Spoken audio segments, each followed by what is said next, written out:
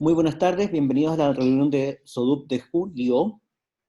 Desde este mes le agradecemos a nuestro equipo académico que han invitado a cada una de las escuelas que están formando gente en su especialidad a hacerse cargo de una de las reuniones.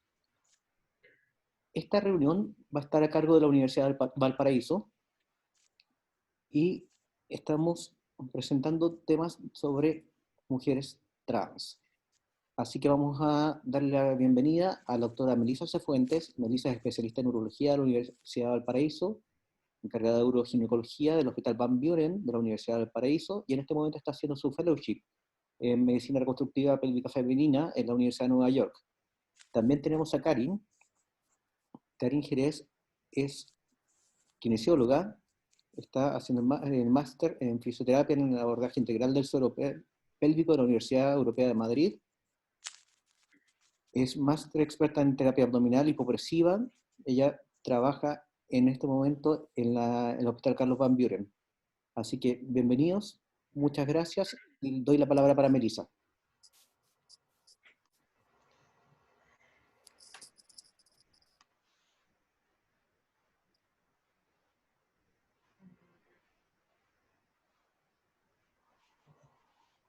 Bueno, muchas gracias por la invitación a todo el comité académico de la SODUP. Es para mí un tema muy interesante, me pone muy contenta esta oportunidad de poder difundir las cosas que a uno tanto la motivan.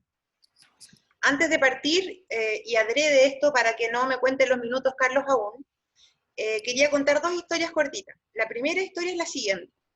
Varias veces me ha sucedido a lo largo de la carrera que me llama algún colega, la mayoría de las veces desconocido para mí, queriendo saber cómo manejar una complicación de una mujer trans. Por ejemplo, dolor, sangrado, problemas con la herida. Entre paréntesis, eso me parece súper bien. Estoy absolutamente disponible para poder colaborar con ustedes en el manejo de personas trans. Pero una de las cosas que me llama la atención es que cuando yo les pregunto, bueno, algunos detalles de la historia, o cuando les pregunto qué encontraste al examen físico, la respuesta casi universal es: no la he examinado.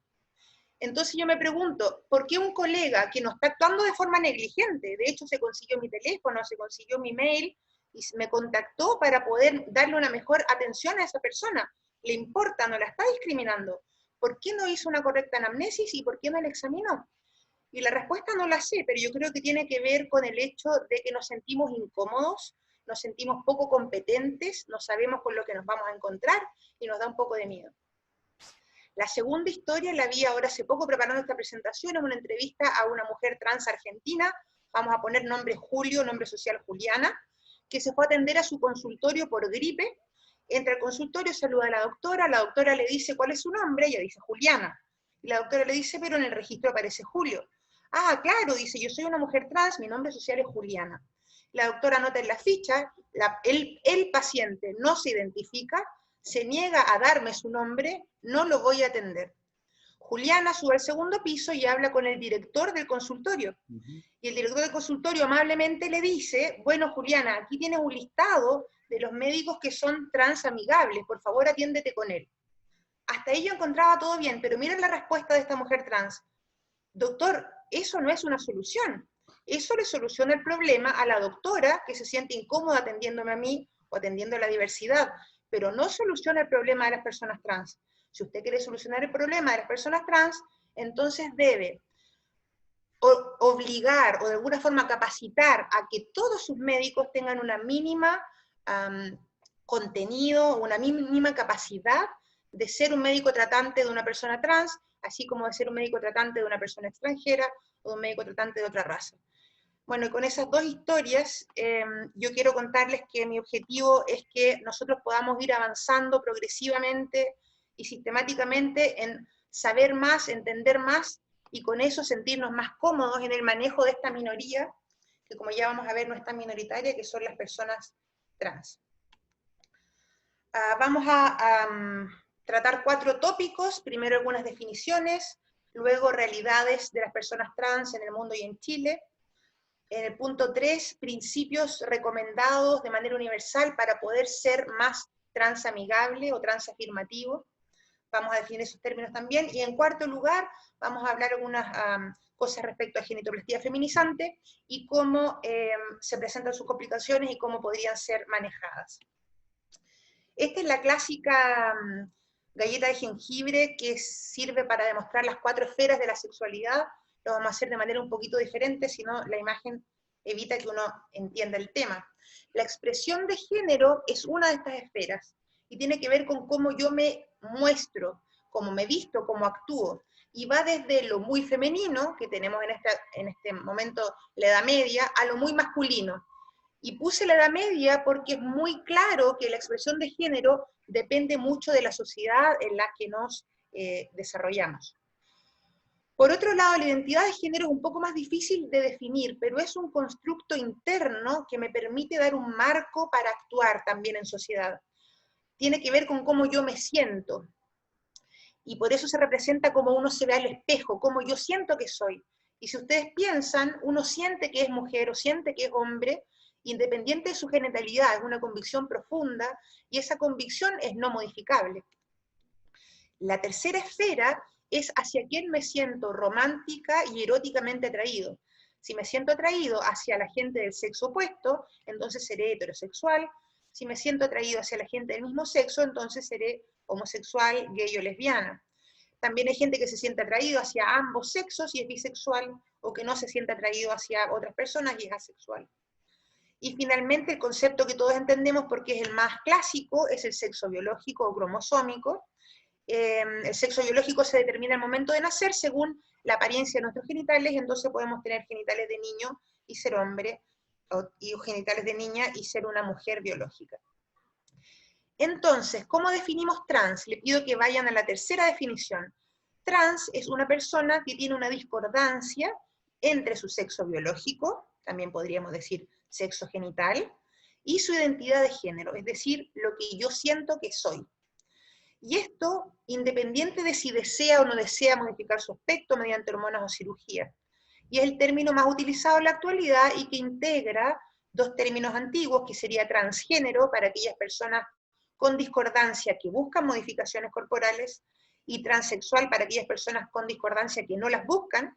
Entonces el término trans se utiliza como un término paraguas que involucra a todo este grupo de personas con discordancia genital e identidad. Algunas otras definiciones importantes, las clasificaciones CIE-10 y DSM-5 tienen sus propias definiciones. La CIE-11, utiliza incongruencia de género, que es la definición de la OMS. Actualmente se encuentra dentro de las afecciones de la salud sexual y no entre las enfermedades mentales, como lamentablemente estaba antes. Y el término disforia de género del DSM-5, que me parece muy interesante, que es malestar persistente, o disforia, que es persistente y significativo, asociada a esta incongruencia. No todas las personas tienen disforia, eso también depende de la sociedad, de la familia, etc. Y algunas personas, algún porcentaje de las personas trans presentan entonces este malestar clínicamente significativo, cumplen los requisitos para disforia y habitualmente ellos son los que buscan modificaciones físicas, ya sea hormonales o quirúrgicas. Y por una contraparte tenemos a las personas que se llaman cis o cisgénero, que son aquellas personas en que el sexo biológico y la identidad de género coinciden, es decir, las personas que no son trans. Vamos con algunas realidades. Puse realidades como título porque la realidad de una persona trans varía muchísimo según si tiene o no tiene respaldo familiar, si tiene o no tiene apoyo social, si tiene o no tiene redes. Entonces no existe una única realidad. Las realidades en este caso, más que en otros, son muy múltiples y diversas. Vamos a ver estos 7 puntos en relación a las realidades trans. La prevalencia de la condición trans es difícil de establecer. Depende del tipo de estudio, si es una encuesta online, si es una encuesta presencial. La población, mientras más joven la población, más alta la prevalencia. También a lo largo del tiempo ha sido más alta en la medida que la visibilidad aumenta, pero en general podríamos decir que entre un 0,5 y un 1% de la población es trans. Ahora, si le hacemos una pregunta si tiene sentimiento o sensación de transgénero, que es una pregunta más amplia, entonces un porcentaje más alto podría definirse como trans. Pero si preguntamos o si vemos cuántas personas son aquellas que efectivamente transitan, es decir, mueven social, física, quirúrgicamente hacia el sexo del que se sienten parte, entonces la cifra baja bastante. Tomemos la cifra de prevalencia de 0,5%, si consideramos que en Chile somos 18 millones de habitantes, entonces existen en Chile a lo menos 90.000 personas trans. La discriminación es una constante, en algunas sociedades más y en algunas sociedades menos. Es uno de nuestros grandes objetivos a combatir. Y esto se asocia a estigmatización, discriminación, exclusión, violencia. Este es un círculo vicioso que parte con el estigma social y que determina acoso y abuso, discriminación y violencia. Eso causa marginalización social, económica, laboral, estudiantil. Y entonces esta persona marginalizada por la sociedad tiene malas rol o bienestar social y emocional, y entonces adquiere conductas riesgosas, y generalmente esto se perpetúa a través de la pobreza, del trabajo sexual y de algunas enfermedades estigmatizantes como VIH y SIDA. Aumenta el estigma y este círculo se perpetúa. Si además sumamos, este es nuestro rol, estos somos nosotros. Nosotros entregamos un pobre servicio. Las pacientes y las personas trans tienen poco acceso a nuestros servicios, entonces no consultan. Y este círculo hace que tengan mucho más índice de enfermedad y que las enfermedades en esta población tengan más mortalidad por lo tardío de la consulta y por el tratamiento no adecuado. Respecto a la salud mental, la ideación suicida y los intentos de suicidio son más de 10 veces más en la población trans que la población cis. Por ejemplo, 48% de ideación suicida versus 3,7%, y 24% de intentos suicidios versus 1,5% de la población general. Además, estos intentos de suicidio suelen ser a edades más precoces, lo que es muy preocupante. El maltrato y el etiquetado despectivo de las personas trans en el sistema de salud es un factor que influye en estas cifras, y lo pongo aquí, lo destaco, porque es un factor que nosotros podemos modificar, que estamos modificando de hecho en este momento. Las experiencias en salud de las personas trans en general no son buenas, sienten que los centros de salud no son un lugar acogedor ni amistoso hacia ellos, y por otro lado los centros de salud generalmente no consideran la necesidad de las personas LGBTI en su funcionamiento. En una encuesta americana en el 2015, un 33% de las personas que habían ido al médico, las personas trans que habían ido al médico durante el último año, reportan al menos una experiencia negativa en relación a su condición trans. Y 1 de cada 4 personas que tienen que ir al médico por una enfermedad difiere y no va al médico porque tiene miedo a sufrir maltrato. Esta es una condición, esto no es aceptable, esto lo tenemos que modificar. Tenemos que ser capaces de atender de manera adecuada, con los mínimos estándares, a una persona independiente de su identidad. El tema de las aseguradoras varía en cada país. Estados Unidos, desde el 2014 en adelante, incorporó las prestaciones, si bien estas últimas semanas han habido ciertos retrocesos. Las prestaciones trans están cubiertas por las aseguradoras. Aún así, 25% en una encuesta relata haber tenido problemas de cobertura, y esto sube a más de la mitad cuando las prestaciones se tratan de cirugías. Fueron inicialmente rechazadas.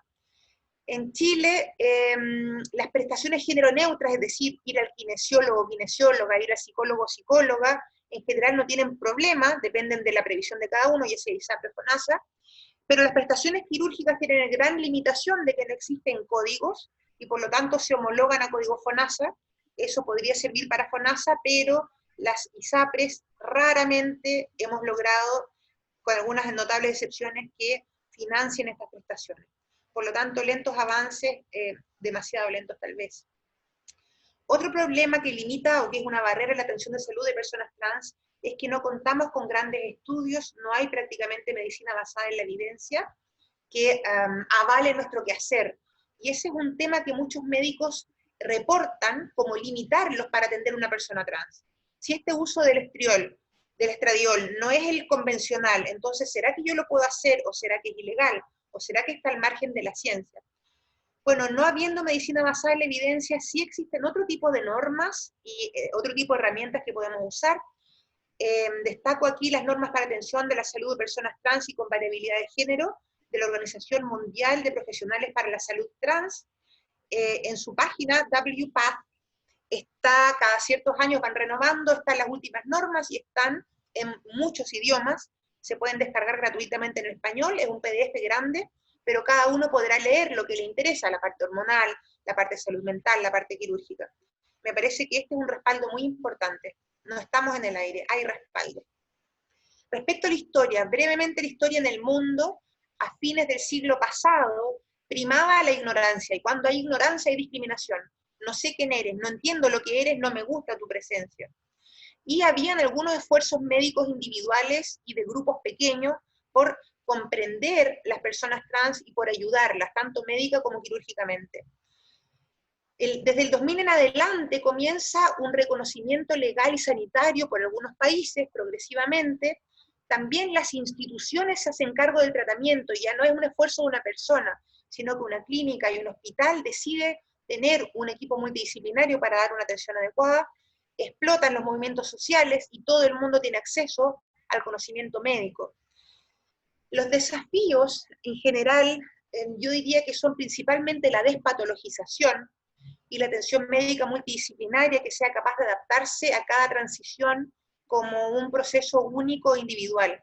Es decir, no más recetas de cocina, primero te operan las mamas, luego te operan los genitales y luego, sino que realmente evaluar la necesidad de cada persona trans y actuar según esos requerimientos. En la historia, en nuestro país de Chile, en 1973, el doctor Antonio Salas Vieira, médico urólogo y sexólogo, realiza la primera genitoplastía feminizante de una mujer trans peluquera Antofagasta. Es una historia muy bonita. Esto fue en dependencia de la Universidad de Chile. Posteriormente, desde el 78 en adelante, Macmillan comienza a hacer cirugía genital en personas trans de manera progresiva y sistemática hasta la fecha. Siempre en su carrera ha participado en hospital público, ha sido un motor que ha formado a la mayoría de los cirujanos actuales. Me parece que ha tenido una labor muy destacable.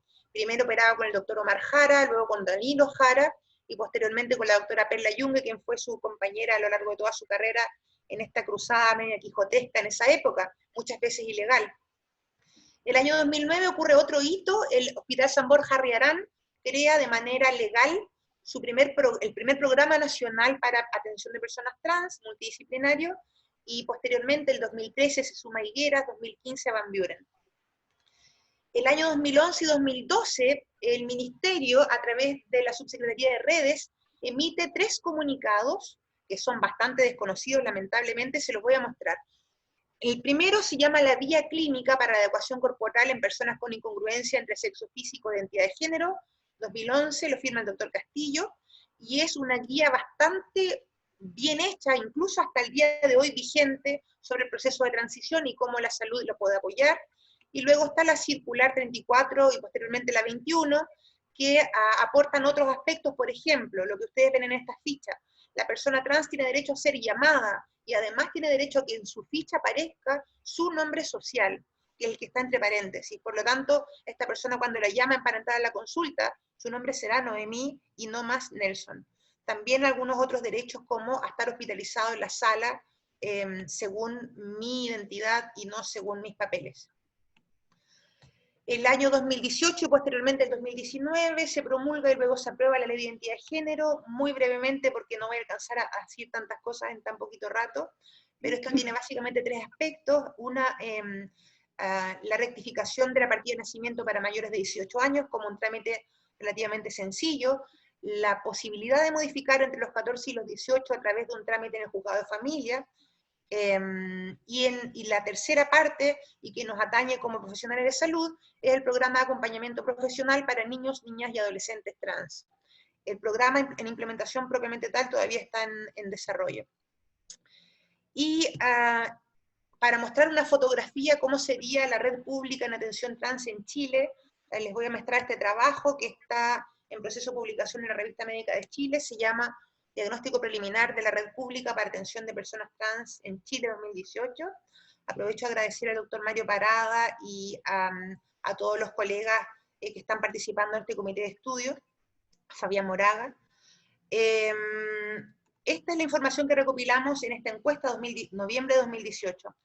Tenemos en la primera columna las macrozonas, en la segunda los servicios de salud, en azul los servicios de salud que tienen al menos un hospital, todos tienen no más de un hospital, que presta atención a personas trans.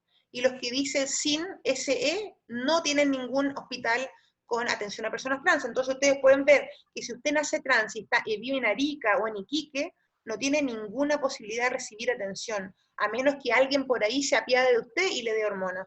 Pero una atención integral, imposible. Además, es ilegal la derivación, porque las macrozonas aún no están establecidas. Por lo tanto, si usted nace en Arica o Iquique, no tiene ninguna posibilidad. Sí en Antofagasta, no en Atacama, sí en Coquimbo, La Serena, sí en Valparaíso, pero no en Viña del Mar, no en Aconcagua, no en Metropolitano Norte. Estos son los hospitales que prestan servicio a personas trans en la región metropolitana: San Juan de Dios, San Borja Herrán, Sotero del Río, El Pino, Barros Luco, Trudó. No hay nada en la zona centro-sur, no tiene ninguna opción si usted nace trans. Sí en Concepción y sí en Talcahuano. Pocas cosas más al sur, destacable el Hospital Osorno, el Hospital San José de Osorno y el Hospital de Puerto Montt. En resumen, y a mí me parece que es un triste resumen, un 55% de la población usuaria de FONASA, que corresponde a 7.600.000 personas, no tienen posibilidad de acceder a prestaciones relacionadas con su transición, si es que en el caso de que ellas sean trans. Como estamos hablando principalmente de cirugía, quisiera destacar este mapa. Antes de eso, mostrarle que esta es la red de prestadores públicos. Esta red ha ido creciendo, todas son iniciativas locales y personales que se han ido complementando. Puse en el chat el link para que ustedes accedan a un drive, a un documento que muestra quiénes somos, y puedan entonces derivar pacientes. La derivación intrahospitalaria lamentablemente es ilegal, pero con mucha frecuencia se hace. Y también desde hace algunos días estamos en una pestaña aparte, también llevando un registro de los prestadores transamigables o transafirmativos en el ámbito privado. Así que si usted tiene un paciente que quiere derivar, por favor copie ese link para que tenga acceso a ese drive y pueda derivarlo adecuadamente. Respecto a la cirugía genital, que es lo que vamos a hablar el resto de la conferencia, está el doctor Sergio Soler, gran estrella del Hospital San Juan de Dios La Serena, realizando cirugías feminizantes y masculinizantes. Yo en el Van Buren, por ahora solita, espero no estar solita mucho tiempo más.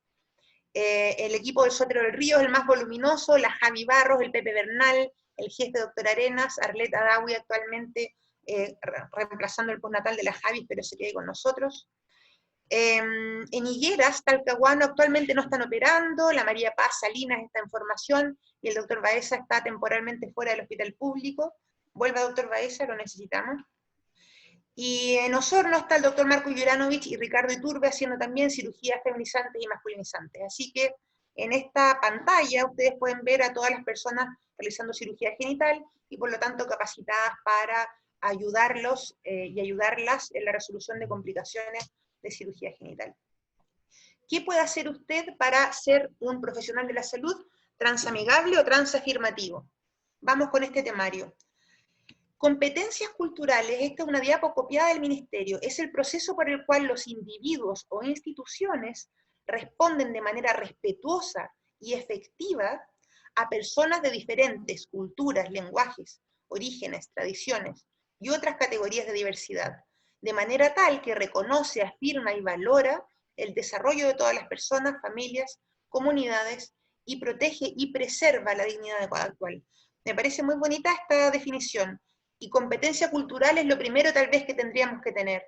¿Cómo adquirimos competencia cultural? También está una recomendación del Ministerio. El primer paso, y nada fácil, es tener conciencia de cuáles son mis propias creencias y mis propios prejuicios, y mis actitudes no favorables a la comunicación con una persona trans. Me parece que es muy interesante hacer ese ejercicio, porque solo desde ahí puedo cambiar. Si es que creo que lo estoy haciendo regio y no soy capaz de autoanalizarme, entonces voy a seguir haciendo las cosas como las he hecho siempre. Luego, en segundo punto, lo que estamos haciendo hoy, avanzar en la adquisición de conocimiento respecto a personas trans, para sentirme cada vez más cómoda en la temática. Y en tercer lugar, utilizar un lenguaje adecuado, que sea sensible con sus necesidades, en todas las formas de comunicación, escrita y oral.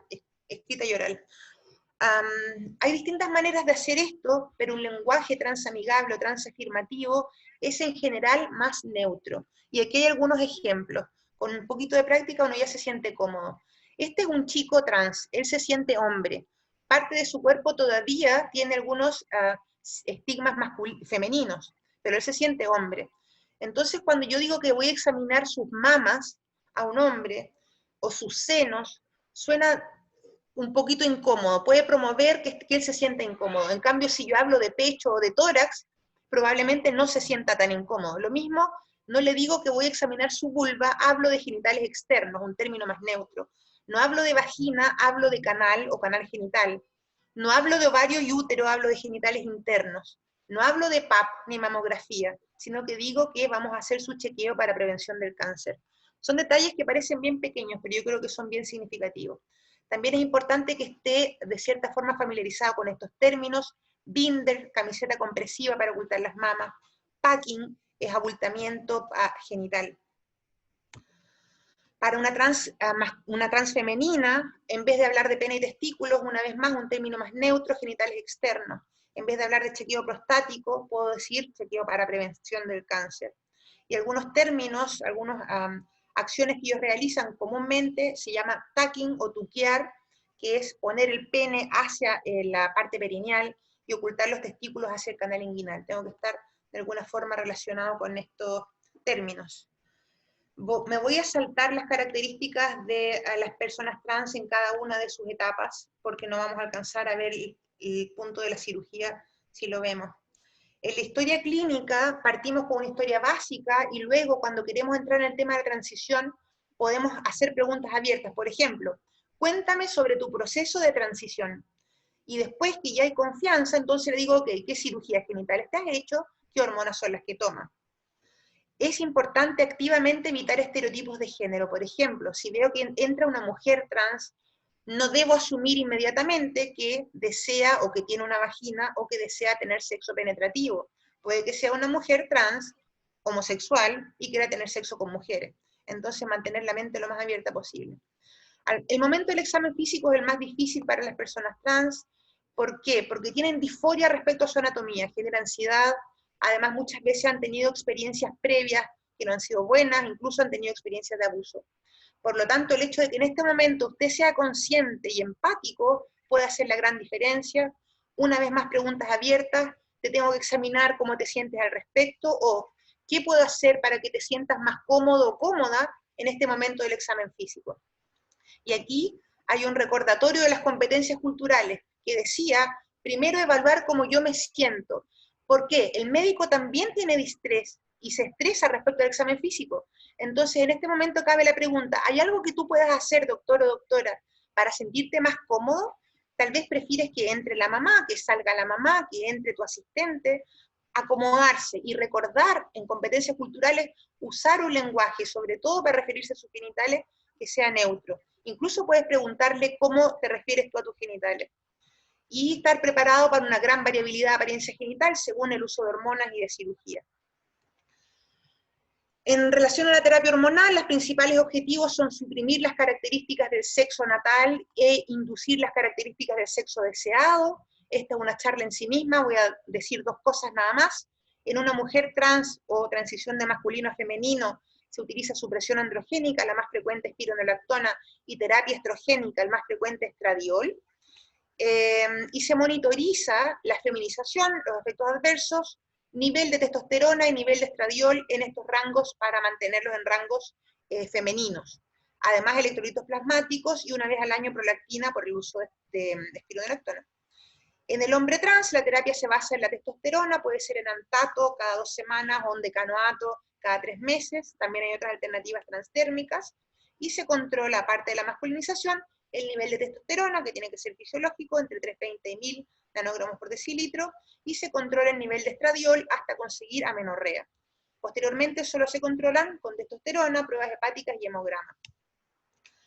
Si usted quiere cualquier otra información extra, hay muchos y muchas endocrinólogos formándose y también con experiencia en temáticas trans, pero también hay estas 3 grandes ginecólogas expertas en temática trans y en terapia hormonal para temática trans. Tienen ustedes a Natalie Cabello del Van Buren, a Arlette Adawi actualmente en el Sótero, y a la Javi Barros actualmente en postnatal en el Sótero. También las pueden invitar en caso que quieran una presentación sobre terapia hormonal en personas trans. ¿Cómo se previene el cáncer? En los hombres trans, sobre todo en aquellos que no tienen mastectomía o en los pocos que han tenido una mastectomía parcial, podrían requerir control de mamografía. Hay que evaluar riesgo-beneficio, conversarlo con la persona, porque la incidencia es realmente baja y puede causar bastante distrés, pero la recomendación es que si tiene su glándula mamaria completa o parcial, se debería chequear. Y las personas trans masculinas que aún no tienen histerectomía deben tener su esquema de PAP similar a una mujer cis. En las mujeres trans se requiere un chequeo prostático porque la próstata no se saca durante la cirugía, al igual que el esquema es parecido al de un hombre, excepto con que el antígeno prostático se considera normal bajo 1 nanogramo por ml y no bajo 4 por el efecto hormonal. Respecto a las cirugías, estos son los requisitos que le pedimos a una persona trans antes de poder operarse, son los propuestos por la WPATH. Estos son los objetivos principales de la cirugía, objetivos funcionales, que es eliminar el tejido eréctil y las gónadas, obtener una vagina de profundidad y diámetro adecuado, un neoclítoris sensitivo que permite la capacidad de orgasmo, la lubricación está en oblicua porque es un tema pendiente, las mujeres que se operan con piel necesitan lubricación externa. Los objetivos estéticos son tener una vulva y una vagina de aspecto natural, de aspecto femenino, un pubis de morfología femenina, labios mayores y labios menores delimitados, y un capuchón del clítoris. Es bastante ambicioso los objetivos, si ustedes se fijan. Además, pretendemos que la cirugía sea única y sin complicaciones. Existen distintas técnicas, la técnica más mundialmente utilizada y probablemente la más antigua es la inversión peniana simple, en que una vez desarmado el pene, la piel del pene se utiliza para tapizar la cavidad neovaginal. La inversión peniana más el uso de un injerto, que puede ser escrotal, el más frecuente, o extragenital, de piel o de peritoneo, que es la técnica que usan en mi universidad donde me estoy formando. Eso permite ampliar entonces la posibilidad de la neovagina. Existen combinaciones, la técnica de Macmillan, que es la que usamos la mayoría de los que estamos operando en Chile, es inversión de piel peniana, pero esta piel está abierta, además un colgajo preanal y un injerto escrotal, y también existe la posibilidad de usar un segmento de intestino, sigmoides o colon derecho, para fabricar una neovagina. Habitualmente lo utilizamos en cirugía de rescate. Acá viene el diseño de una inversión peniana con injerto escrotal libre, y acá viene el diseño de los colgajos con la técnica de Macmillan. La orquiectomía se realiza de manera convencional, intentando llevarse todo el cordón espermático para no producir dolor más adelante. Y aquí tenemos una diapositiva interesante, es lo que vamos a conservar del pene. Solo un pequeño segmento del glande y el prepucio, el pequeño segmento del glande, se transformará en el clítoris y el prepucio se transformará en la cara interna de los labios menores. La piel peniana está aquí conservada, ya sea tubulizada o abierta, dependiendo de la técnica que usemos. Los cuerpos cavernosos se han eliminado casi por completo, queda una pequeña cinta de albuginia para darle protección al complejo neurovascular dorsal profundo del pene, que inerva e irriga esta estructura genital tan bonita y que además es muy sensitiva, muy funcional. La uretra también se desarma del resto de las estructuras penianas y se elimina la uretra peniana y la uretra vulvar casi por completo para hacer un neomeato. Y así queda, este segmento se transformó en clítoris, este es el capuchón del clítoris, aquí está el frenillo del capuchón, la cara interna de los labios menores, esta es uretra, y aquí está su meato bastante espatulado para evitar obstrucciones posteriores. Esta es la parte más compleja de la cirugía, corresponde al acceso retroprostático y retrovesical.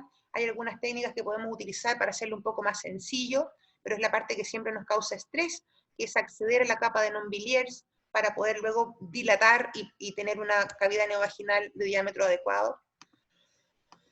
¿Qué vamos a usar para tapizar la neovagina? Vamos a utilizar por la cara anterior de la neovagina piel del pene abierta, por la cara posterior vamos a utilizar este colgajo de irrigación posterolateral, y para la cúpula vamos a utilizar este injerto libre escrotal.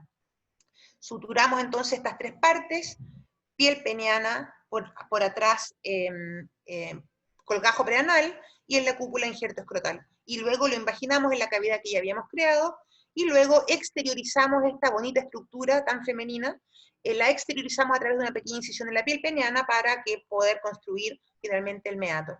Estos son los resultados estéticos personales de 3 y 4 semanas postoperatorio. Este pequeño video no lo vamos a poder ver porque estamos muy contra el tiempo. Vamos con las complicaciones. Este es un metaanálisis del 2018, finalmente incluyó 3.761 mujeres. la tasa de satisfacción es sobre el 90%, la habilidad para alcanzar orgasmo es sobre un 70%, la tasa de arrepentimiento, esto me llama la atención, es cercano al 1%, que básicamente implica no estoy satisfecha con mi decisión de operarme, no es que quiero ser hombre de nuevo. Y el largo neovaginal es 12,5, que es un poquito menos de lo ideal. Las complicaciones se pueden clasificar en precoces y tardías. Las precoces, ojo que esta incidencia yo creo que es un poquito más baja por este metaanálisis. El tejido granulatorio es muy común, el dolor vaginal, si es persistente, es una complicación. Dehiscencia parcial de la herida ocurre, y yo diría que casi todas las pacientes en algún punto. Sangrado vaginal también es un poco más alto que eso, infección y necrosis.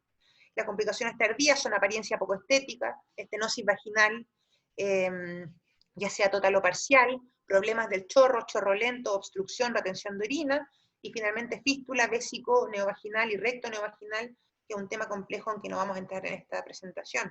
Esto también son fotos propias de las complicaciones. Gran hematoma, que incluso disecó hasta si se fijan arriba del ombligo, dehiscencia parcial, con algunas suturas que no funcionaron, sigue dehiscente, necrosis parcial del labio mayor derecho, epidermolisis, necrosis parcial de los labios menores.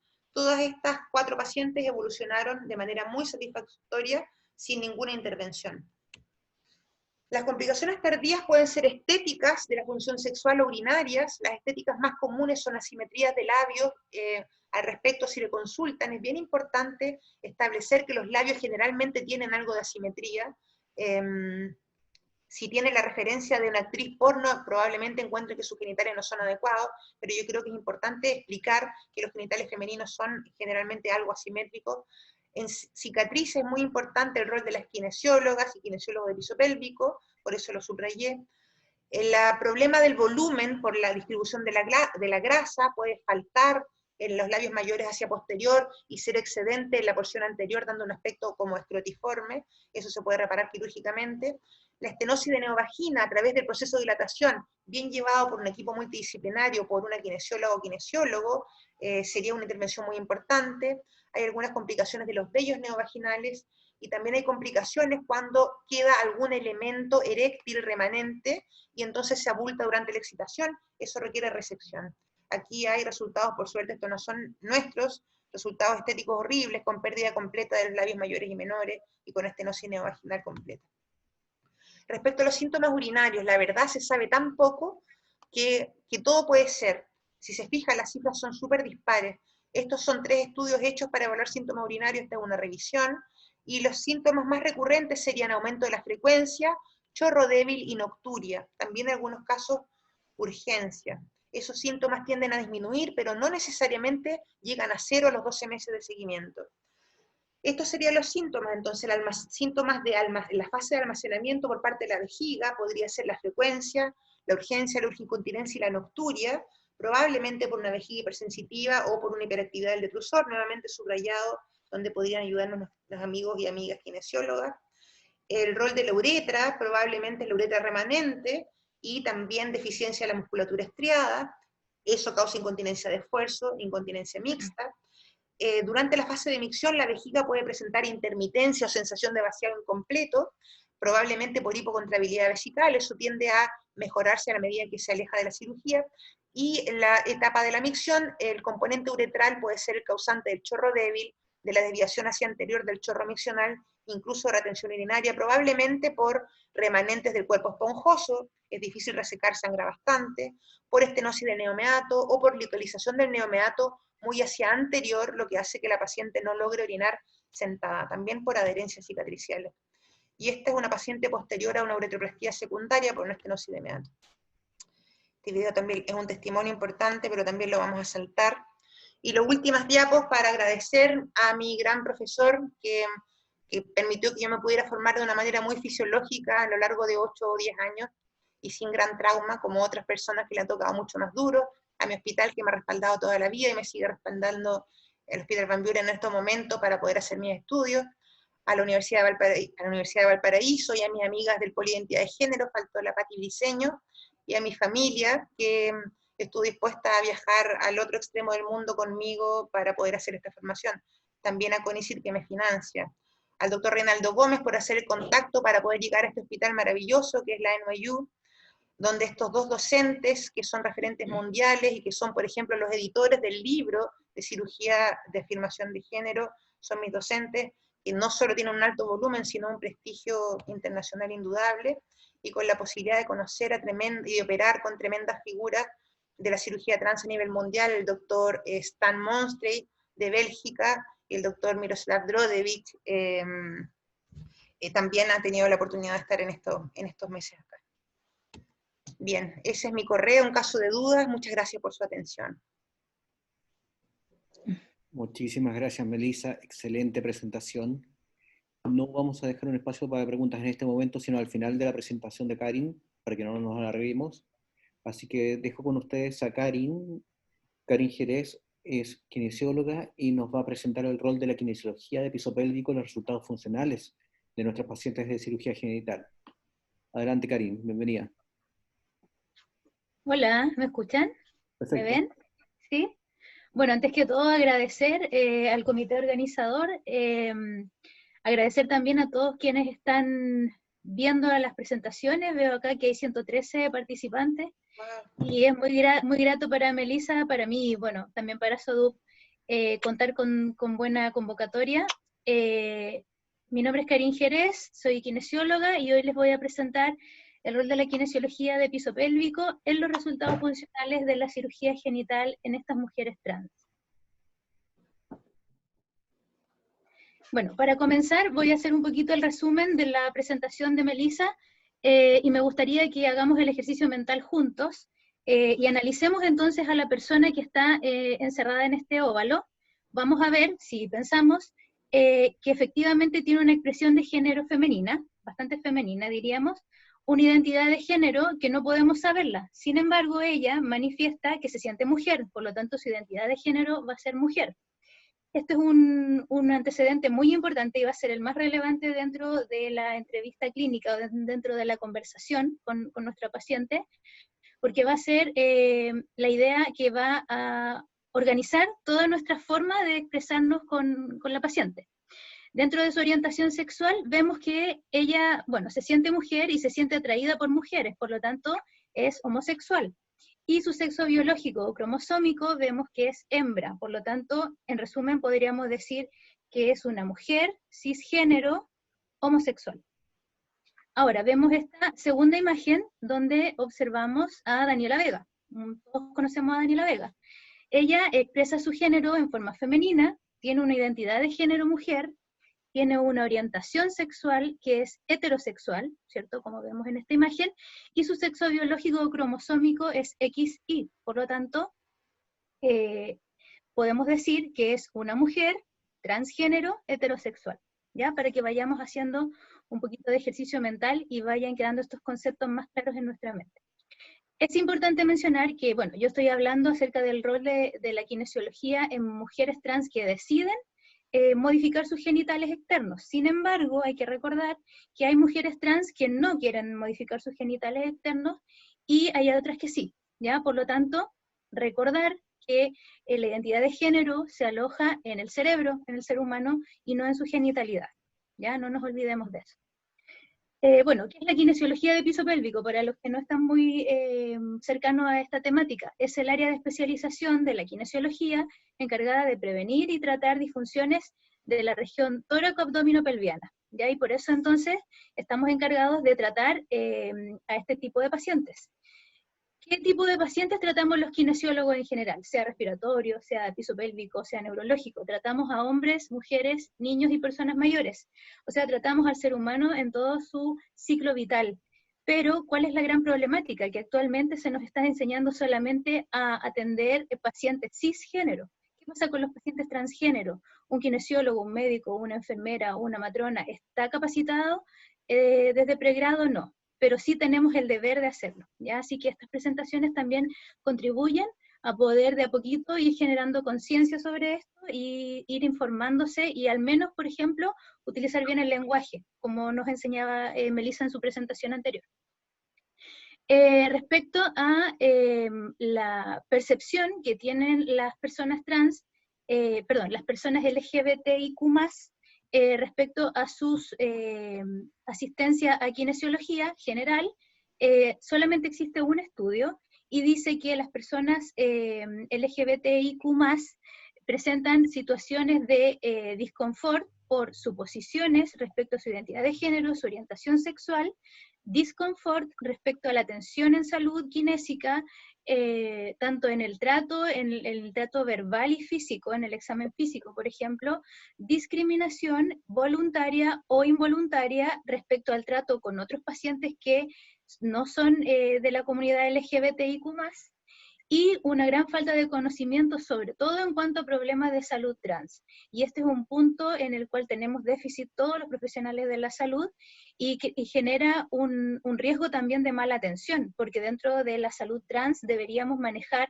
en términos muy básicos al menos, cuáles son los procedimientos de tratamientos hormonales, farmacológicos, quirúrgicos que tienen estas personas para poder dar una buena atención en salud y no cometer errores, ¿verdad?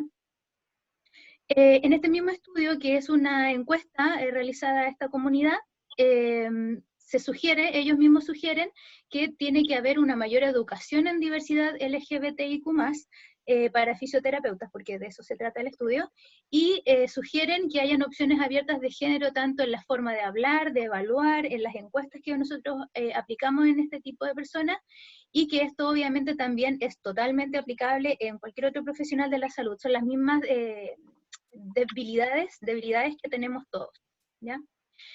Ahora bien, la genitoplastía feminizante, Melissa ya les contó algo sobre esto. La genitoplastía feminizante es básicamente la cirugía de reconfirmación genital en aquellas, en este caso mujeres, trans que quieren hacer concordar sus genitales externos con su identidad de género, ¿cierto? Las que deciden, porque ya vimos que hay algunas que prefieren no hacerlo. ¿Cuál va a ser el objetivo de esta intervención? Va a ser crear una estructura perineogenital tan femenina en apariencia y función como sea posible, con las menores complicaciones secundarias. Entonces, va a ser importante tener un resultado funcional óptimo en el postquirúrgico, y esto va a depender en gran parte, en gran medida, de las características del piso pélvico luego de realizada la cirugía. Cómo está la función sexual, la continencia, la evacuación, etc. Algunas fundamentaciones para decir que efectivamente se necesitan kinesiólogos en esta área son algunas de las citas que les dejo acá. Por ejemplo, la neovagina es un espacio virtual, ya no es un conducto, no es un canal, es un espacio virtual que está formado entre el recto y hacia anterior entre uretra, próstata y vejiga, ¿verdad? Y esto se forma por la disección de estructuras musculares y conectivas del piso pélvico. Por lo tanto, al no ser un conducto propiamente tal, tiene un riesgo de que esto pueda colapsar, ¿cierto? Y que se pierda el resultado anatómico quirúrgico. El piso pélvico, por su parte, es un área anatómica compleja. Entonces, como se ve intervenida en esta oportunidad por esta cirugía, tiene un riesgo de tener alguna complicación urinaria, anal, sexual. La incontinencia urinaria, además, se ha documentado que en este tipo de pacientes puede llegar hasta un 13 hasta un 33% en mujeres trans operadas de genitoplastía.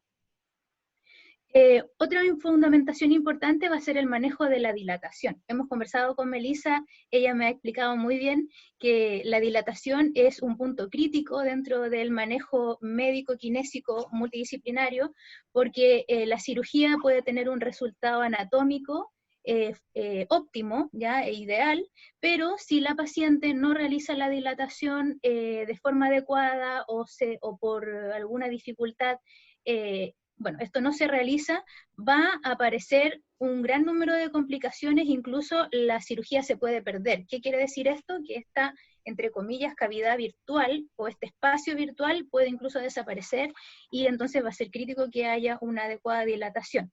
Por lo tanto, también hay que analizar si las pacientes que quieren someterse a cirugía, a esta cirugía, están dispuestas a realizar la dilatación, o por ejemplo, por poner un caso, si esta paciente tiene un trauma físico o de abuso físico sexual que le impida realizar esta dilatación que simula, entre comillas, una penetración, podría tener un riesgo de que si no lo hace, tenga una pérdida de su cirugía. de sus resultados quirúrgicos, perdón. Entonces también va a ser importante analizar a estas pacientes y ver cómo está, y obviamente si está este problema, hacer un tratamiento psicológico, psiquiátrico, según sea adecuado para poder solucionarlo, y posterior a esto entonces intervenir, ¿ya? Pero van a ser pacientes que hay que tener bien observadas. Ya más adelante en un estudio también que voy a mostrar hay un poquito de eso.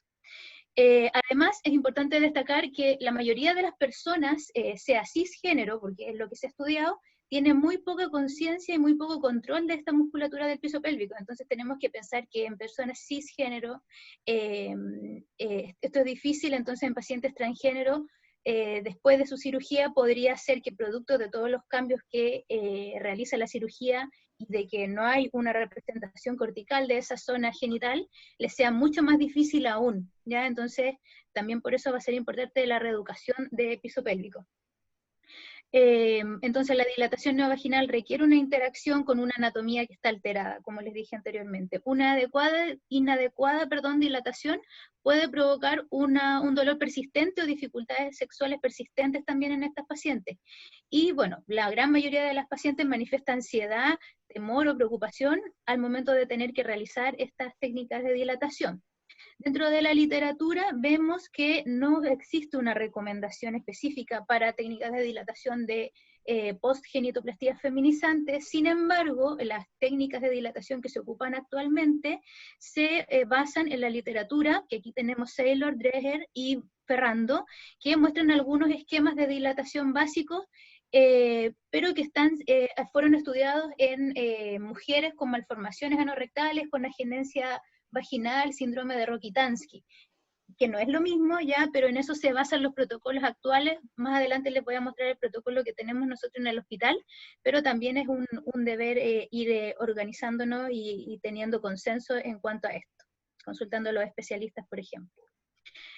Bueno, otro de los puntos importantes de por qué es importante realizar kinesiología de piso pélvico en estas pacientes es porque se ha demostrado la efectividad que tiene esta terapia en pacientes con dolor pélvico crónico, con disfunciones sexuales que cursan con dolor y con incontinencia urinaria, que son algunas de las complicaciones comunes que pueden haber en estos postoperatorios. Además, los kinesiólogos de piso pélvico tenemos formación en el uso de dilatadores, porque los ocupamos en patologías que lo vemos con mucha frecuencia en la clínica, como las dispareunias, el vaginismo, las disfunciones sexuales o de disfunciones vaginales secundarias a patologías oncológicas, a tratamientos oncológicos. Entonces, en realidad tenemos las competencias necesarias para poder realizarlo. Obviamente hay que tener una formación además complementaria, tener práctica en esto, pero las competencias básicas las tenemos, siendo kinesiólogos de piso pélvico. La fisioterapia además se ha estudiado, y no es una novedad, que es un coadyuvante para los resultados quirúrgicos en varias áreas de la medicina, por ejemplo, en patología respiratoria, cardíaca, en cirugía bariátrica, etcétera. Entonces también es importante incluirla en esta área. Sin embargo, aún existe escasa literatura sobre los efectos que tiene la fisioterapia o la kinesiología de piso pélvico en esta población. Otra fundamentación que quise incorporar, que en revisiones no la he encontrado desde la parte fisioterapéutica, pero sí la he encontrado en la parte quirúrgica, es la preocupación respecto a la disfunción de miembros inferiores, ¿ya? Se describe en la literatura que en este tipo de pacientes, en la etapa postquirúrgica, pueden aparecer algunas complicaciones musculares o sintomatología nerviosa de miembros inferiores en pacientes que no habían tenido alteraciones de miembros inferiores previas. Ya no existe hallazgos epidemiológicos, obviamente, de esto, porque no se ha estudiado aún mucho, pero es un antecedente importante en el cual el kinesiólogo tiene que también tomar parte y ayudar a prevenir estas complicaciones, y vamos a ver más adelante un relato que les va a hacer sentido a esta parte, que muchas veces se deja de lado, pero que realmente es importante, por la posición forzada que vemos, ¿cierto? Para quienes no han tenido mucho contacto con esta área, vemos que acá se ve una posición de litotomía forzada, en el cual las piernas están suspendidas, ¿cierto?, en el armazón de la mesa quirúrgica. Entonces eso puede traer compresiones a nivel de los peroneos, a nivel del nervio ciático, etcétera, ya donde hay eminencias óseas. Así que también es un factor importante que los kinesiólogos tenemos que abordar.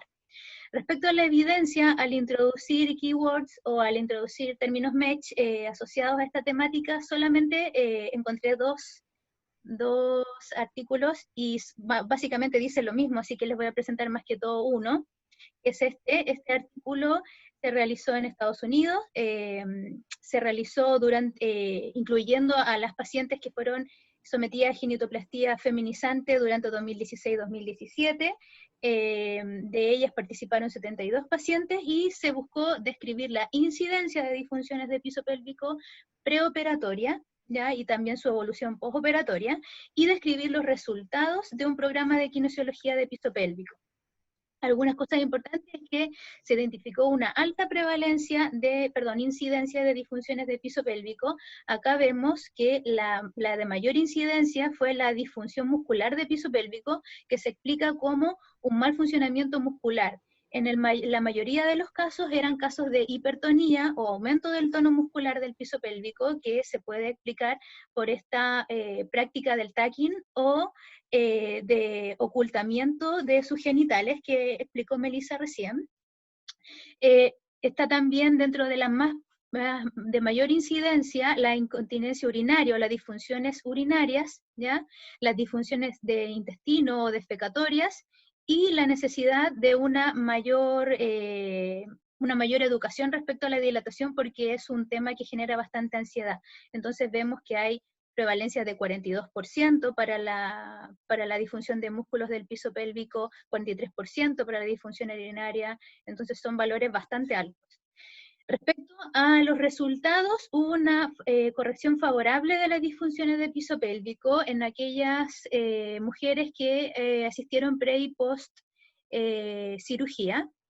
Y vemos acá que las disfunciones relacionadas a la parte muscular, de hipertonía, aumento del tono, se resolvieron en un 69%, las disfunciones anorrectales o defecatorias en un 73% y las urinarias en un 47%. También hubo resultados favorables en quienes asistieron preoperatoriamente. Eso básicamente es lo más importante. Y también hubo resultados favorables en relación a la dilatación vaginal en todas las pacientes que asistieron a kinesiología pre y post cirugía. Y acá, bueno, este estudio analiza básicamente lo mismo, pero quise dejar acá esta tabla en donde se ve que de 40 pacientes que analizaron, 20 pacientes tenían disfunciones defecatorias preoperatoriamente, todo esto es preoperatoriamente, disfunciones urinarias, 16 pacientes, y disfunciones sexuales, 13 pacientes.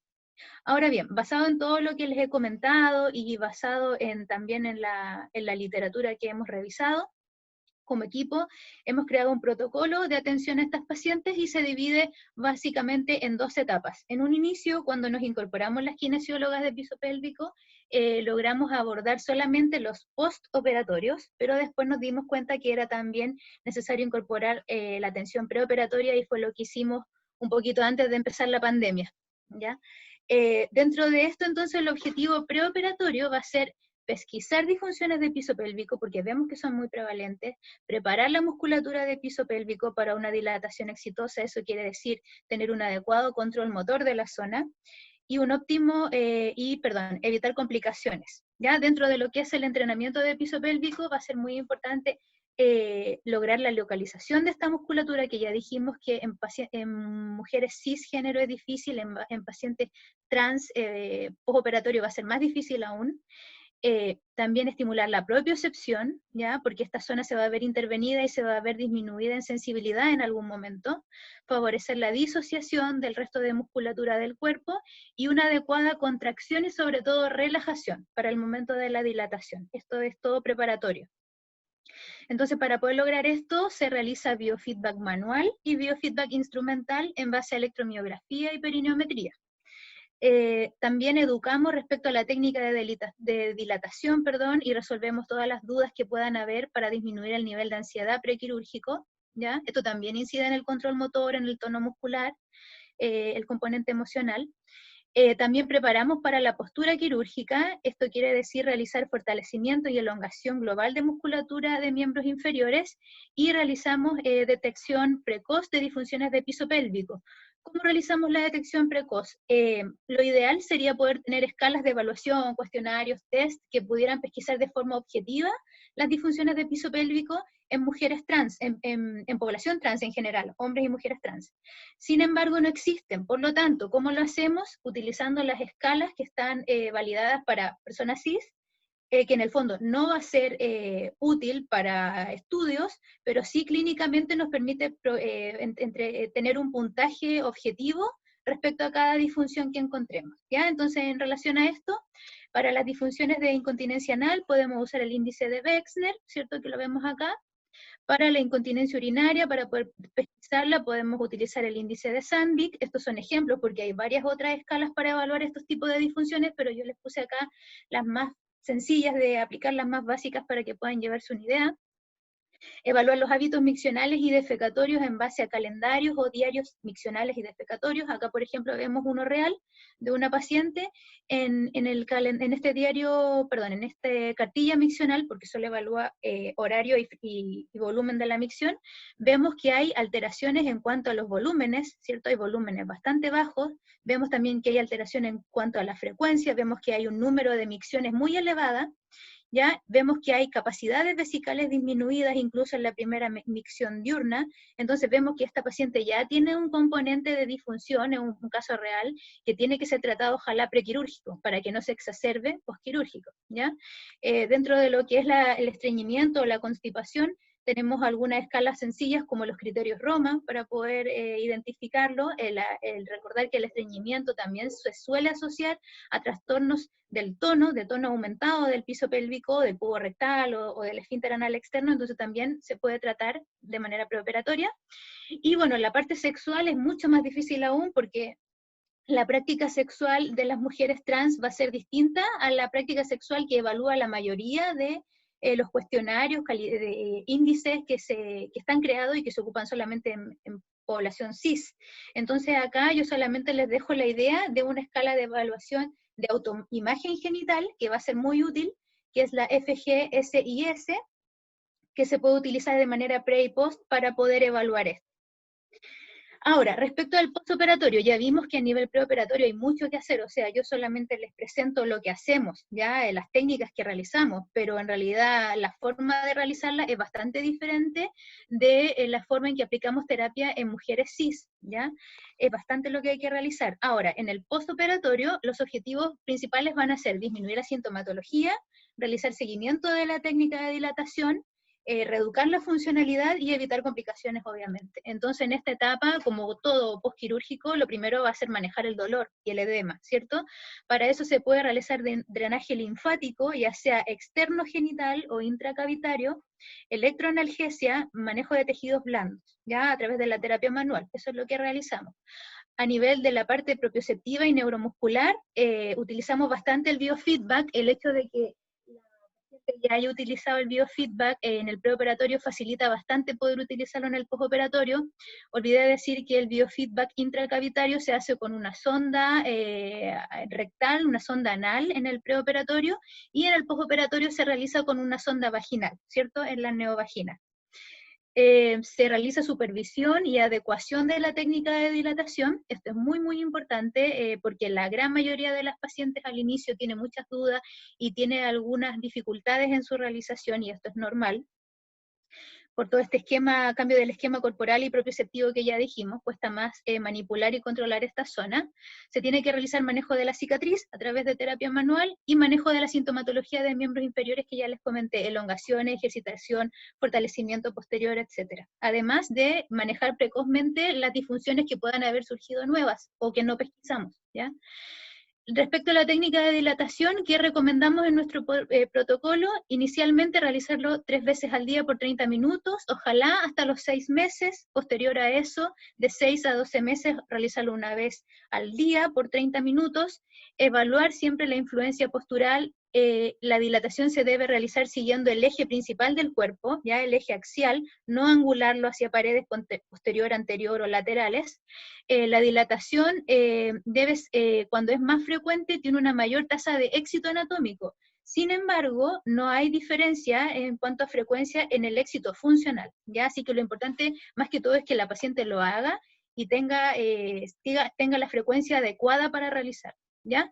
Se indica que esto debe mantenerse siempre, permanente, hasta que la paciente tenga una actividad sexual penetrativa vaginal de a lo menos 2 veces a la semana, ¿ya? Si esto no se cumple, entonces la mujer debe seguir con sus dilataciones a permanencia, siguiendo este esquema similar a lo de una vez al día al año, ¿cierto? Acá vemos algunas técnicas de dilatación, algunas posiciones que están descritas en la literatura, que básicamente son, como le decía, posiciones para dilatación vaginal en casos de agenesia vaginal o síndromes de Rokitansky, la modificada de Ingram, que es en posición ortostática, la posición de Frank, que es la de litotomía básica, que él o la cirujana le enseña y que los kines también le enseñamos en nuestra consulta, porque tenemos ese mismo posicionamiento de litotomía, y la posición de Sims, que no es recomendable al inicio de la dilatación, sino más bien cuando la mujer ya tiene un buen tiempo, pasado unos 6 meses en los cuales ya maneja bien la forma en cómo dilatarse, porque hay un riesgo de que genere una angulación en la dilatación, ¿cierto? En las otras 2 posiciones vemos que se controla mejor que siga el eje axial y que no se angule el dilatador. Acá vemos, me quedo un poquito, una dilatación muy exitosa de una paciente. Vemos que todavía están presentes los puntos postoperatorios, tiene apenas 15 días de operada. Esta es una paciente de la doctora Cifuentes, y vemos acá que se realiza una dilatación con un dilatador de 30 milímetros, o sea, de 3 centímetros de diámetro, un diámetro bastante bueno, y de 15 centímetros de longitud. O sea, vemos un resultado anatómico muy, muy exitoso, excelente para esta paciente. Ahí se nota que es un dilatador bastante grande. Entonces, como conclusiones, para ir cerrando, saber que el kinesiólogo de piso pélvico está capacitado para atender este tipo de pacientes, que el kinesiólogo en general es el profesional de la salud encargado de reeducar la funcionalidad del cuerpo humano y también de esta zona corporal cuando es especialista, que deberíamos abordar además a estas pacientes en el pre- y posoperatorio genital, que va a ser necesario dentro del equipo multidisciplinario y que además no deberíamos solamente abordarlo en el postoperatorio, sino que también en el preoperatorio, porque como ya vimos en las revisiones, hay una incidencia bastante alta de patologías de piso pélvico que no están siendo tratadas en población transgénero. Así que eso. Les presenté también el protocolo que nosotros hemos creado en base a la literatura. Sin embargo, estamos abiertos y en formación constante para poder irlo actualizando, porque como les mencionaba, no hay recomendaciones oficiales para el manejo de estas pacientes. Eso, para terminar, solamente quería leerles en 30 segundos la experiencia de una de las pacientes y les va a hacer sentido todo lo que hemos conversado. Acá leo lo que ella me manda. Mi experiencia en cuanto a kinesiología ha sido buena, grata, interesante, satisfactoria, ya que me ayudó a recuperar mi movilidad algo limitada de forma gradual. El día de mi reasignación fue un día increíble, una maravilla. Al asistir a kinesiología pude recuperar la movilidad, disminuir la hinchazón y recuperar la sensibilidad, ya que estaba como acalambrada y con dolor. Con el tiempo sentí una mejoría y pude caminar y apoyarme mejor. Ahí hace sentido entonces varias de las cosas que hemos conversado en cuanto a sensibilidad, marcha, miembros inferiores, etcétera, ¿verdad? Ahí, bueno, hay más información, pero por el tiempo no lo voy a leer. Finalmente, contarles que en el año 2018, con el equipo de identidad de género del hospital, empezamos a trabajar en formación. Creamos este curso de abordaje multidisciplinario de disfunciones sexuales femeninas y diversidad, y abordamos estas temáticas. Lamentablemente después algunas nos fuimos a perfeccionar, la doctora y yo, y no pudimos seguir, pero pretendemos una vez que termine la pandemia, como todo el mundo que quiere retomar algo, nosotros queremos retomar estas formaciones multidisciplinarias. Aquí se incorporaron matronas, enfermeros, médicos, kinesiólogos, etc. Contarles también que en el diplomado de piso pélvico de la universidad, este es el único postítulo que está formando en el área de diversidad de género e identidad de género a los kinesiólogos de piso pélvico, Y bueno, aquí mostrarles parte del equipo, no están todos, yo estoy sacando las fotos, por eso no estoy, pero es un equipo tremendo, un lujo trabajar con ellos, agradecerles a ellos también por todo lo que me han enseñado, porque este es un área nueva en el cual estamos aprendiendo recién. Y bueno, agradecer a todos los presentes, a SODUP por la invitación, y ahí están mis datos de contacto, me pueden encontrar en Instagram o por correo si alguien tiene alguna duda, quiere investigar más. Eso, muchas gracias por su atención. Muchísimas gracias, Karin. Realmente dos presentaciones excelentes. Han dejado muy en alto el nombre de la Universidad del Paraíso. Vamos a iniciar las preguntas. La primera la voy a leer yo, que estaba en el chat. El doctor Reinaldo Gómez pregunta para Melissa si se aconseja el tratamiento profiláctico para el desarrollo de adenoma prostático en las mujeres trans. ¿Se escucha, Carlos? ¿Correcto? La verdad es que no es necesario, ya que como estas mujeres trans tienen niveles hormonales de testosterona femeninos, o sea, bajo 55, el riesgo que tienen de desarrollar un adenoma prostático, sobre todo sintomático, es muy, muy, muy bajito. Por lo tanto, el tratamiento solo estaría justificado si es que existieran síntomas atribuibles a la próstata, pero de verdad, habitualmente la próstata es muy difícil incluso de reconocer, porque es tan pequeña que no se logra palpar. Por lo tanto, rara vez el componente prostático juega algún rol en las disfunciones obstructivas o disfunciones miccionales. Perfecto, muchas gracias. María Paz Salinas pidió la palabra. Le pido al resto de las personas que avisen que por el chat que quieren hablar, poniendo su nombre, porque algunos tienen el nombre del teléfono y no sé a quién darle la palabra. María Paz, adelante. Hola chiquillas, felicitaciones por la Gracias. presentación. Bueno, el trabajo de ambas es maravilloso, yo las admiro muchísimo. Y en realidad les quería preguntar más que nada en base a la experiencia, porque hay poca información en la literatura en relación a la longitud vaginal, porque sabemos que nosotros nos proponemos en el intraoperatorio al menos 15 centímetros, pero comparado con vaginas cis y que muchas veces las dilataciones son subóptimas, muchas veces hay cierto acortamiento de la vagina y en realidad al menos yo de seguimiento tengo súper poco, ya que muchas de las pacientes nuestras son de otros sectores que se vienen a operar acá. No sé un poco más o menos en qué rangos de longitud vaginal y si es que la Meli, si es que en algún caso particular se plantea hacer como de entrada vagina con colon. María Paz, me parece súper interesante ambas preguntas. Para hablar de la longitud de la vagina de mujeres trans, tenemos que recordar que a diferencia de una vagina de mujer cis, no sufre modificaciones de elongación y de estas modificaciones tridimensionales que tiene la vagina cis durante la excitación. Por lo tanto, por eso es que suenan como cifras descabelladas de longitud, ¿cierto? Porque un largo vaginal total de una mujer cis que no está en excitación suele ser 7, 8, 9, 10, pero no 14 ni 15. Entonces, esa es la explicación que justifica el hecho de que las mujeres trans que quieren tener sexo penetrativo requieren tener un largo vaginal permanente mayor. El largo vaginal ideal para nosotros, como equipo, ambos, Van Buren y Sotero, nos propusimos 14. Y yo estoy muy convencida que la mitad de ese trabajo se hace durante la cirugía, porque tú sabes que si uno no diseca más profundo y más profundo, o sea, en esa parte que es difícil y que uno ya no quiere más, si uno no se da el trabajo de disecar una neocavidad profunda, es muy difícil después conseguirla, pero por otro lado, la otra mitad la hace la dilatación. O sea, si uno consigue una neovagina perfecta, 15, 16 centímetros en el intraoperatorio, y la paciente no tiene un adecuado seguimiento para la dilatación, eso puede terminar en profundidad cero. Entonces, yo creo que como la pregunta es 14, la respuesta es 14 para nosotros, y sería la mitad de la cirugía y la mitad en la perseverancia en la dilatación, y por eso es que yo creo que las kinesiólogas y kinesiólogos tienen un rol tan importante en esto, porque es día a día, día a día, porque me duele, porque no sé cómo, porque me salió un poquito de sangre, entonces no me dilato. Entonces ahí necesitamos haber más de uno, si no uno se vuelve loco. Tenemos que haber más de uno dando esa pelea que en realidad es un apoyo para una paciente que está recuperándose. Y la segunda pregunta, me habías dicho que en pacientes que no tienen suficiente piel, lo he pensado muchas veces, yo creo que, bueno, ahora estando formándome acá, lo ideal sería hacer complementar la piel peniana con una cúpula peritoneal por vía robótica. me parece que es una solución buenísima, sobre todo a gente que ha sido bloqueada androgénicamente muy precoz y por lo tanto desarrolla genitales muy pequeños. Pero las otras posibilidades podrían ser usar piel extragenital como injerto libre de piel total. Eso sí lo he usado.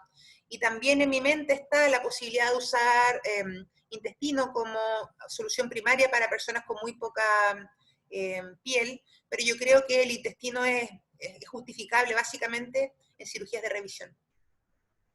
Muchas gracias. María Díaz pregunta por el chat, ¿cuántos días post cirugía podemos empezar con la dilatación?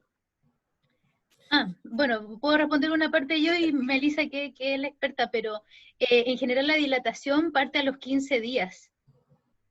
La parte kinésica, el apoyo kinésico parte a los 15 días, porque de ahí ya no puede parar la dilatación, o sea, es una cosa, como dice Melissa, que tiene que seguir día a día, ¿ya? Pero para que se pueda realizar la dilatación, reitero, tiene que haber una reeducación, un entrenamiento de piso pélvico antes, o sea, para que pueda realizarla de forma exitosa tiene que haber una adecuada relajación, ¿ya? Y eso se logra con el biofeedback instrumental o manual, pero asegurarnos de que la paciente logra relajar adecuadamente para poder realizarlo bien, ¿ya? Si no, se vuelve una lucha y puede haber un fracaso en eso, y como mencionamos anteriormente, puede haber incluso un fracaso del resultado quirúrgico que puede incluso ser óptimo, ¿ya? Así que eso, no sé. Perfecto, eso es. Henry Castro, adelante. Hola Melissa. Hola. Quería felicitar a ambas, a Melissa y a Karin por las presentaciones que estuvieron excelentes, y también qué bueno que SODUP se abra a temas e incorporemos el salud trans dentro de nuestra práctica. Yo tengo una pregunta para Meli, o sea, tengo varias, pero en realidad voy a hacer una, la otra te la voy a hacer después. Acerca de la sintomatología urinaria en pacientes trans femeninas, ¿ya? Porque tú mostraste el tema que se pueden asimilar a vejiga hiperactiva, tienen nocturia, ¿cachai? Tienen frecuencia y todo. Yo no conozco, pero ¿hay estudio urodinámico al respecto? ¿Hay algo? Porque igual las pacientes están con espironolactona, ¿cachai? En dosis altas. Entonces, de por sí, al estar usando un diurético, ¿cachai? Como bloqueador hormonal, puede eso falsear la frecuencia de las pacientes y simular una vejiga hiperactiva. ¿Qué crees tú al respecto?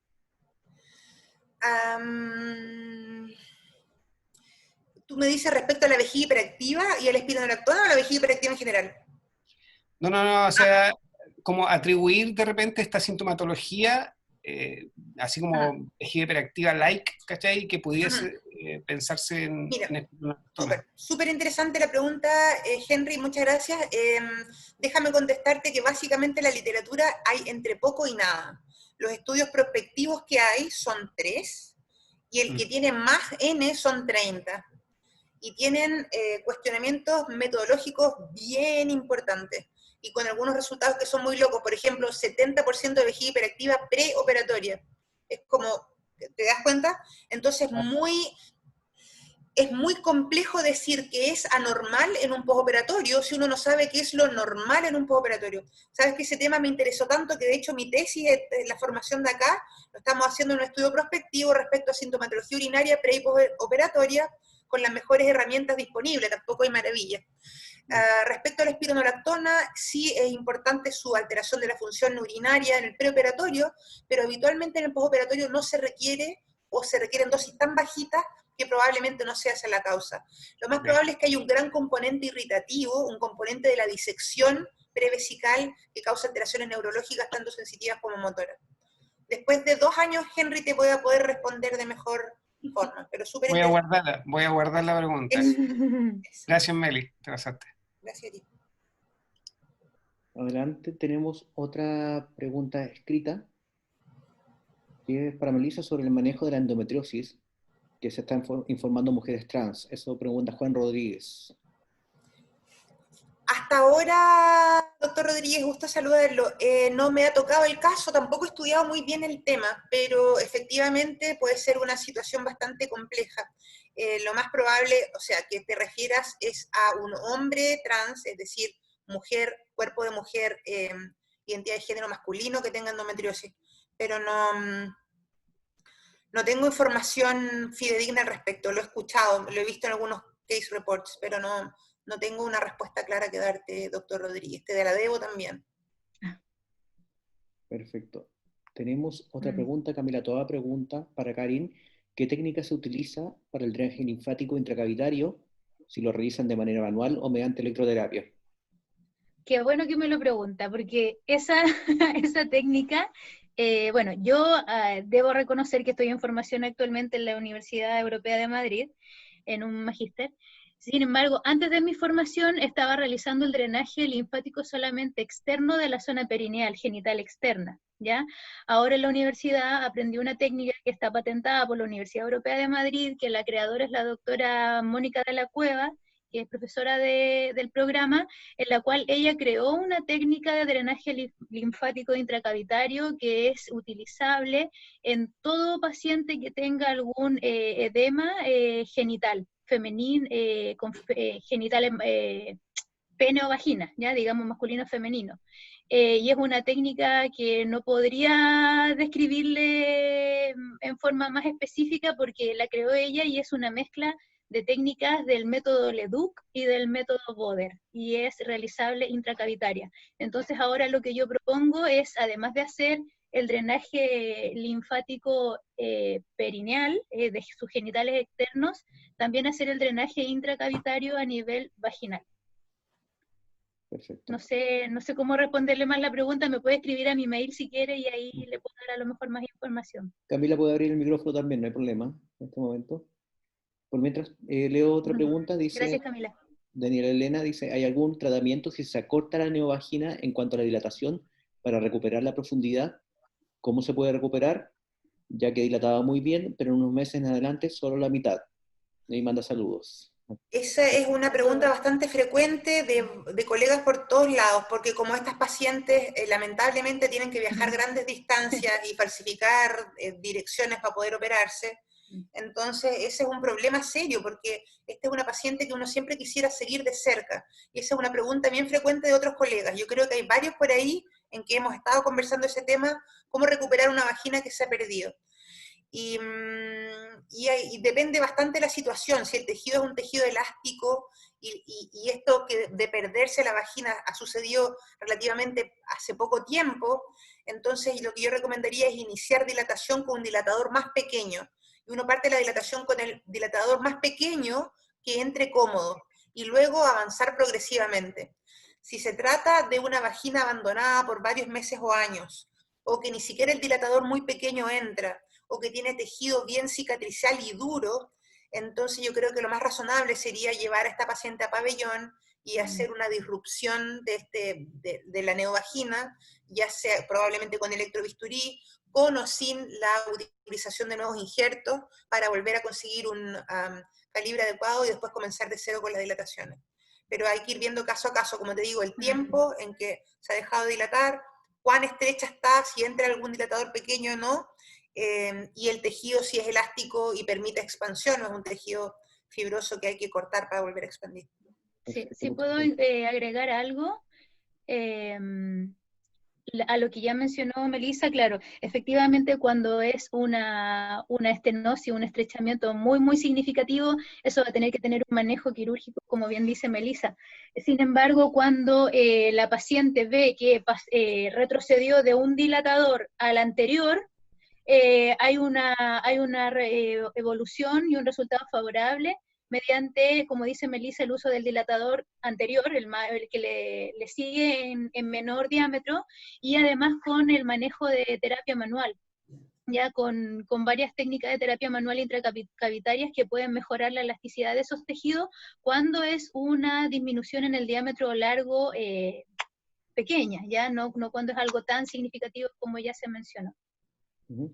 Vamos a unir dos preguntas que quieren saber sobre cuánto tiempo antes de la cirugía inician la tensión kinésica.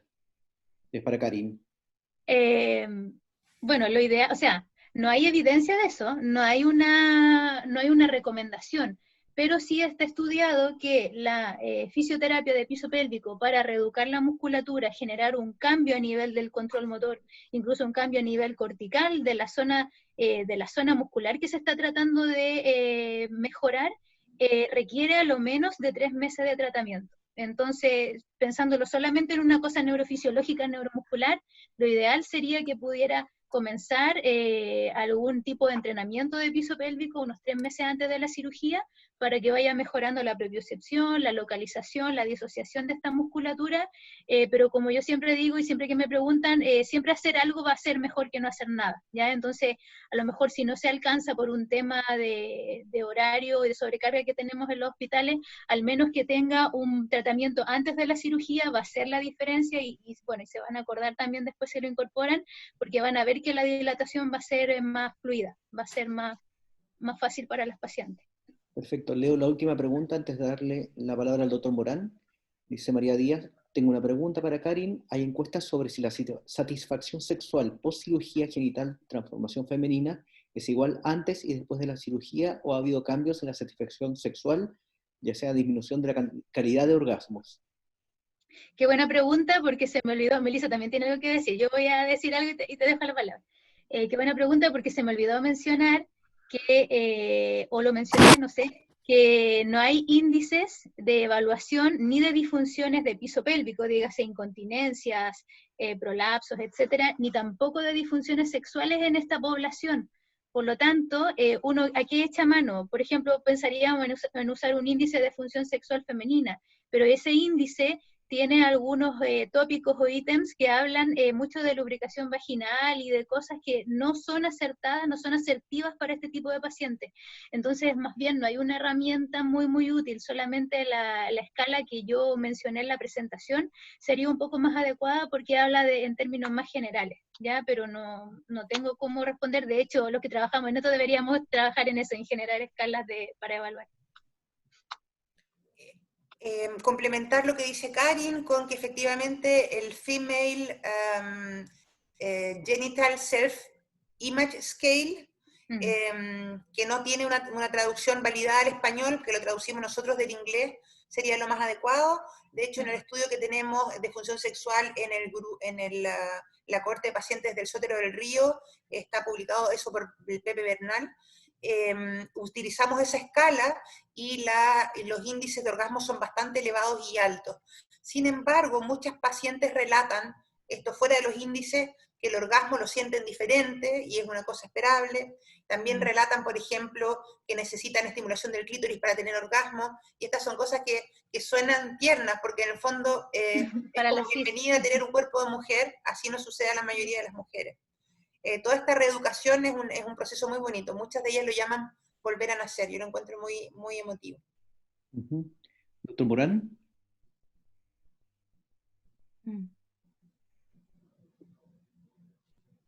Boris. Parece que no está activado su micrófono.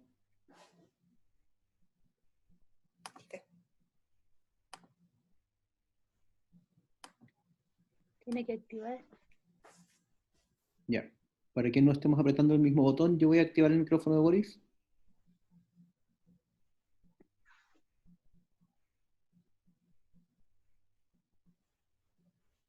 No está funcionando. Leo la pregunta que tenía, y era que Boris preguntaba, Boris Morán, ginecólogo del Hospital Barros Luco, ¿qué tan útil es el uso de estrógenos locales en la neovagina? Hola, doctor Morán, qué gusto saludarlo. Yo soy súper hincha del estriol vaginal en mujeres cis, y lo uso para casi todo. Y dan ganas de usarlo mujeres trans, pero sucede que no tienen mucosa. Su vagina es cutánea. Por lo tanto, la tasa de absorción obviamente no está estudiada, pero asumiblemente la tasa de absorción será similar a la absorción cutánea y no a la mucosa.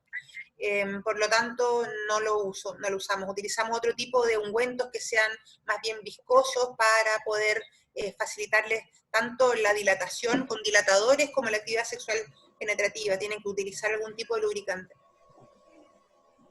Perfecto. María Díaz está al aire, que quería hablar. Hola, ¿cómo están? Feliz por esta presentación, me han dejado muchas cosas más o menos claras. Tenía mucho interés en esta presentación, es algo súper nuevo, por lo menos para mí, así que feliz de estar acá. Y tengo una consulta. Las pacientes que tienen cirugía de cambio de sexo feminizante necesitan, porque obviamente no tienen lubricación, ¿no es cierto? Por lo tanto, van a necesitar siempre estar utilizando lubricantes vaginales, lubricante a base de agua, o puede utilizar, bueno, me quedó más clara, me respondió un poco la pregunta por el hecho de que utilizar lubricantes que tuvieran algo de estrógeno que pudieran ayudar, al parecer no serviría mucho entonces, ¿no es cierto? Te contesto, es súper, mira, es como más o menos parecido a los gustos de lubricantes en mujeres cis. Hay mujeres que le gustan en base a agua, hay mujeres que se sienten incómodos con el agua, que les gusta en base a vaselina u otro, hay algunos que les gusta más espeso, etc. Es la misma cosa. Hay mujeres que usan, mujeres trans con neovaginas que usan lubricante en base a agua, hay mujeres que usan lubricante en base a aceites o vaselina, hay mujeres que utilizan aceite de coco. A mí me parece que todo es válido, pero cada una tiene que buscar lo que le acomoda. Y efectivamente sí tienen que usar lubricación permanente. Y la otra pregunta que tenía, porque se habla mucho del cambio de sexo a femenino, pero ¿qué pasa con el cambio de sexo a masculino? ¿Logran tener erección o es un pene más pequeño? ¿Cómo es el tema? Porque como que se habla mucho de la dilatación vaginal, que tenemos que proteger esa vagina, pero ¿qué pasa cuando el cambio es de femenino a masculino? ¿Qué pasa con ese pene nuevo? Ajá, es súper interesante la pregunta, pero no lo tratamos en esta ocasión porque el tema era el manejo de la mujer trans por el uroginecólogo. Pero las alternativas de genitoplastía masculinizante a nivel genital son básicamente dos: la metaidoplastía o metoidioplastía, que se basa en el pene elongado por producto de la testosterona. Ese es un pene pequeño, pero que es eréctil y que puede llegar a orinar por la punta. Y la otra opción son las faloplastías, y ahí eso se pueden hacer con colgajos ya sea locales o pediculados, con microcirugía, que es una cirugía muy interesante, con muy buenos resultados, pero para tener una función eréctil se requiere a lo menos 4 tiempos quirúrgicos y un número de horas de pabellón considerable. Sí. Pero ojalá en otro momento podamos tratar ese tema también. Listo, muchas gracias. Gracias a ti. Gracias. Yo tengo una pequeña preguntita. Dentro de la presentación, Melissa, mencionaste el riesgo de suicidio. Uh-huh. ¿Eso cambia después de la cirugía? Sí. En la salud mental en general, sabes que el Álvaro Saavedra siempre me pregunta eso. En la salud mental en general mejora sus índices. Tanto de intento de suicidio como de ideación suicida, como disminución del índice de depresión. ¿En quiénes? En aquellas pacientes que tenían disforia marcada en relación a su genital. ¿Sí? ¿Por qué? Porque la cirugía genital modifica solo eso, pero no modifica, por ejemplo, el hecho de que tú vayas al consultorio y te llamen por tu nombre antiguo, el hecho de que tú quieras buscar pega, pero tienes un nombre diferente en el carnet, el hecho de que la gente en la calle se siente con el derecho de gritarte algo, hey, qué sé yo. Todas esas discriminaciones múltiples no cambian con la cirugía genital. Entonces sí hay un impacto positivo en la salud mental que está documentado en aquellas personas que tenían disforia, pero lamentablemente no es todo. Y está todo el otro impacto negativo que tenemos que ir cambiando de a poquitito sin cirugía, pero con oportunidades y actividades como esta. Perfecto. Muchísimas gracias. Cerramos la sesión. La doctora Macarena Fernández, quiere hablar antes de que nos desconectemos. Muchísimas gracias, Cari. Muchísimas gracias, Melissa. De primer nivel la presentación. Muchísimas gracias. Maca. Gracias, Gracias. Bueno, dos cosas. Primero, me llama la atención de que tienen bastantes disfunciones defecatorias después de la cirugía, así que es un tema que hay que tratar. Así que un desafío más. Y sumarme a las felicitaciones, no esperaba menos de ustedes, mi alma mater también es la Universidad del Paraíso. Ustedes trabajan en una tremenda unidad de piso pélvico en un hospital público, lo que indica que no siempre los recursos lo son todos. Muchas veces depende de que las personas sean comprometidas con lo que hacen para que las cosas funcionen. Y ustedes son ejemplo de eso. Muchísimas gracias, presentaciones excelentes y excelente calidad profesional, académica, docente, las conozco hace años a las dos. Y además recordar que ninguna de las dos está actualmente en Chile, así que hacen también un esfuerzo mayor por conectarse con la diferencia horaria y con todas las actividades que están teniendo y con todo lo que está pasando. Así que muchísimas gracias, muchos cariños y ojalá vuelvan pronto. Muchas gracias. Gracias por la invitación, Maca. Muchas gracias. Muchísimas gracias. Fue una gran reunión con una gran asistencia, así que quedan invitados para nuestra próxima reunión. Y no, solamente agradecer y despedirnos de todos. Adiós. Chao, Carlos, gracias. Chao, Hasta chao. luego. Chao, Karin. Chao.